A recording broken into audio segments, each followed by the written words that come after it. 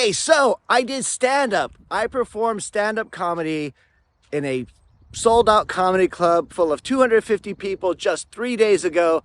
I'm still buzzing. Oh my God, what an experience, what a rush. It still hasn't worn off yet. Today, I want to talk about being alone, being afraid, and the OSM. I'll get to that in a minute. This is Overpass Insights. My name is Eric and I make apps.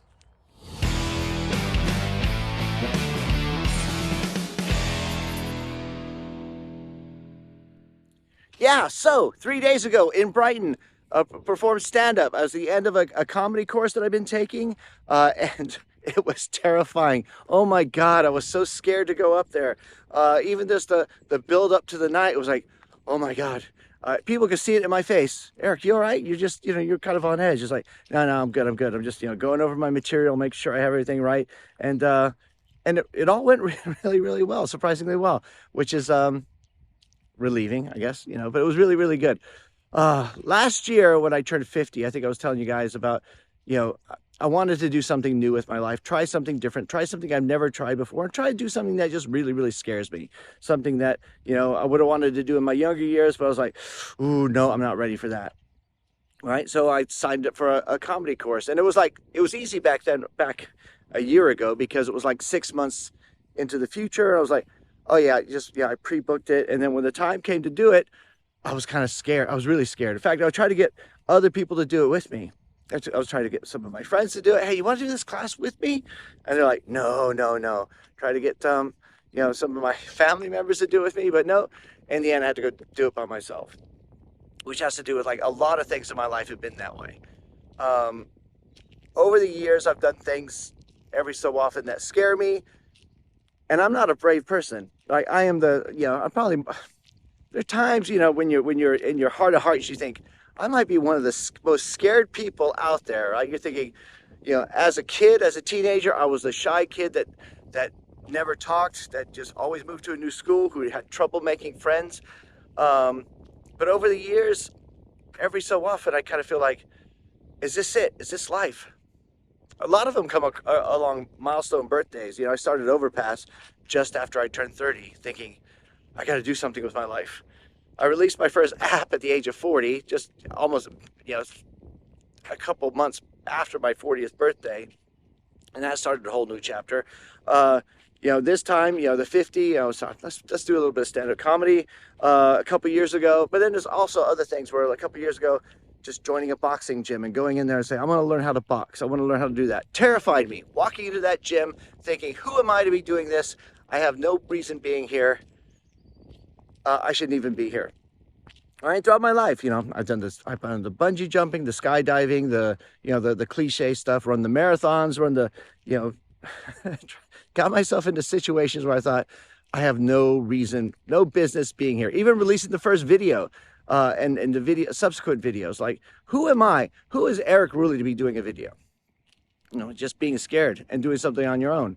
And some of these things would be easy if you were surrounded by other, like doing YouTube would be easy if I was surrounded by other YouTubers, right? It just would. Like doing comedy would be easy if everybody I knew was also doing it.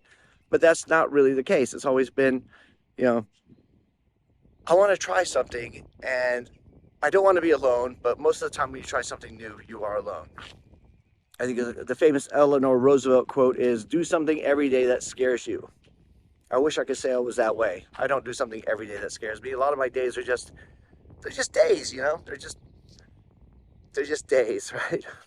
But it always made sense to me to push yourself to new limits and try to do something that you think, I want Eric Wroolie for next year to be different than Eric Wroolie for this year. And David Goggins, in his book, I think, what was it called? I forgot what the name of his first book was, but he talked about being uncommon among the uncommon, right? So he was like surrounded by Navy SEALs, but he was the best. Like even the Navy SEALs would be like, dude, man, you're like crazy. You're actually doing all this stuff. Now, I'm no David Goggins, obviously, but every so often I'll have a conversation with somebody and I'll talk about something in my past, and something will just come up where it just, like it just sounds unrealistic. Like, You know, for years I was waking up at 4:30 in the morning because I had small kids, and I was working, no, 4:30, I was waking up at 4 for quite a while because I had a day job and I wanted to do the apps and I wanted to do Overpass, and that was uncommon, and it was difficult to explain to other people because they just didn't get it. They were like, "Yeah, you're being a bit crazy, you're being a bit mental, you're being a bit obsessive," but you're like, I just want to be different. I want to try something new." But one of the biggest impacts I've had over the that I think about is the concept of the OSM, which is yeah, the OSM. Let's get into that. Okay, so years ago, we're talking nearly 20 years ago, I read this book by Steve Farber. One of the things I talk about on this channel is I read a lot of books. You know, and I would say I read a lot of self-improvement books, a lot of business books, definitely a lot of computer books. And people always say, "Why do you read this? It's just common sense." And a lot of times, in fact, probably most of the time, it is just common sense, but you need that motivation, something to push you a little bit forward. And for me, you know, when you try to do something where you're not surrounded by people doing the same things, you just need that motivation from somewhere. You need someone to tell you, this isn't so unusual for you to do this. But one of the books that I love deep in my heart, which is still on my bookshelf, I can never get rid of it, was called The Radical Leap by Steve Farber. You probably never heard of it. I mean, like I said, it was ages ago. He hasn't skyrocketed to fame like Tim Ferriss or any of the other authors at the time, but it was really, really good. In the book, he talks about the OSM, and it's spelled OS exclamation point M, and it stands for the oh shit moment. This might be, I don't swear on the channel a lot, I guess, but I do in person. You know, I was in the army, you know. He talks about the OSM, and he has this example of someone doing a street luge, a story. Someone gets out on a street luge, which is basically a skateboard with a helmet on. He gets at the top of a hill, and he has someone push him. And he goes, so somebody gets on the street luge, they lie down on it, put the helmet on, and somebody gives them a push, and at that moment, they are 100% in it. At that moment, they have to say to themselves, "Oh shit, this is going on," right? And a lot of times in life is putting yourself in situations where you're like, "Oh shit, this has actually happened." Standing backstage at that comedy club, waiting to go up with all the other performers that night, I was like, "Oh shit, what am I doing? Why am I even here? Why am I doing this to myself? This is, you know, oh my God," you know, and you're just kind of like trying to loosen up, trying to do whatever, but you're thinking, "Oh my God, this is, you know, why?" It's the same feeling I have when I started doing YouTube videos. It's the same reason I had when I quit a job that I was totally, you know, I was unhappy, quitting a job I was unhappy in, but I wanted to do something bigger with my life. You know, it was the same feeling I had when moving to a new country where I had no, you know, no contacts, you know, and I had to, like, you know, fend for myself. Is that putting yourself in that situation where you're do or die? The OSM is that moment where you realize you're 100% committed and you don't think you're entirely ready and you're terrified, right? It's not like you go in there and you're like, "Okay, I've got this sorted out." You know, it's like you go in there and you think, "Oh my God, this is terrifying. I just can't do this." In my life has been those moments that I did something I was not ready to do, you know, because it's easy. Like, if you wait till you're ready, you're never going to get anything done, right? You're going to sit there and go, "Okay, I'm just going to do a little bit more research on it. I'm going to do a little bit more, you know, I'm going to sit down and do a little bit more research on this. I'm going to do whatever." But sometimes you just commit yourself. Now, for this class, I took a 10-week course. So, like, the videos have been very sparse lately because I've been just sort of focusing on this course. I've been focusing on work. So there's been a lot of work going on in the background, a lot of homework, stuff like that, which has been amazing. It's been really good. But the course is like 2.5 hours away. I've been driving 2.5 to 3 hours every Saturday one way, and then back every Saturday for the past 10 weeks just to take this class because it was one of the best teachers in England. So who had a lot of famous comedians went to go work with her. It's a Jill Edwards comedy course in Brighton. Oh, it's been an amazing experience. And I'm continuing on to do it with the education, you know, with advanced courses and stuff like that. So, but going that first day thinking, I am not, you know, I had people tell me before I started the class, "You never struck me as somebody who's funny." I was like, "Okay, thanks." Like, yeah, or yeah, "This doesn't really seem like your kind of thing." It's like, "Okay, I appreciate that. Thanks. Yes, it's just a la la la la la la." Yeah, yeah. I'm gonna give this a go. I'm gonna give this a try. Right? Yeah. The hardest thing when you're starting something new, And throughout my life, I've done this a few times, and you guys hopefully have too. You know, those guys who are app developers, you release your app, or hopefully, you know, when I encourage you to do videos, hopefully you've done that, or you're signing up for something, or you're doing something, and you're starting to realize that, you know, I want to do something different than everybody else is doing. And in order to do that, a lot of times you're not following a map. You're just going, you know, I'll just give this a go.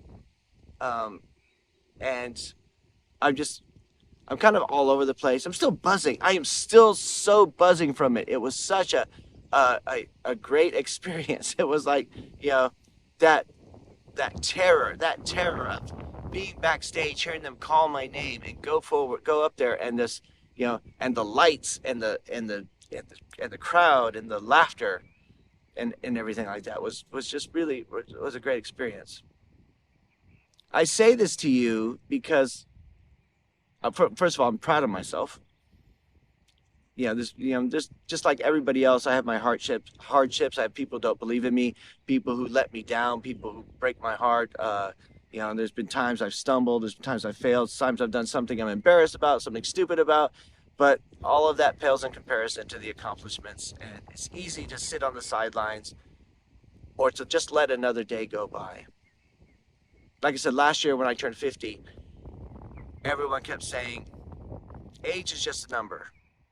And I wanted to believe that, you know, because it is, you know, when you're dating or whatever, yeah, age is just a number, but it's not a number. Age is a number like the odometer on your car ticking over. You're like, yeah, you know what? It's like a wake-up call. It's like an alarm going off saying, you know what? All these things I wanted to try, I need to try them. Anyway, I hope this doesn't sound show-offy because,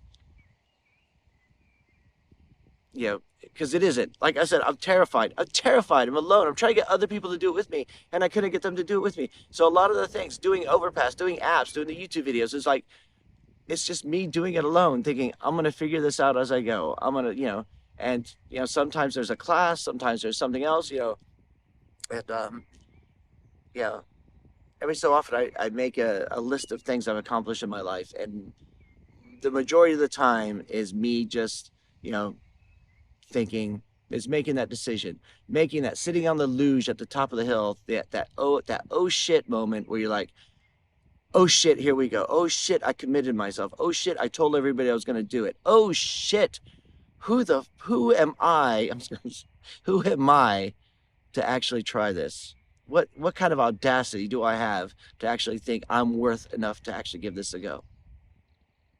And sometimes you surprise yourself. Anyway, I know the videos haven't been very frequent lately.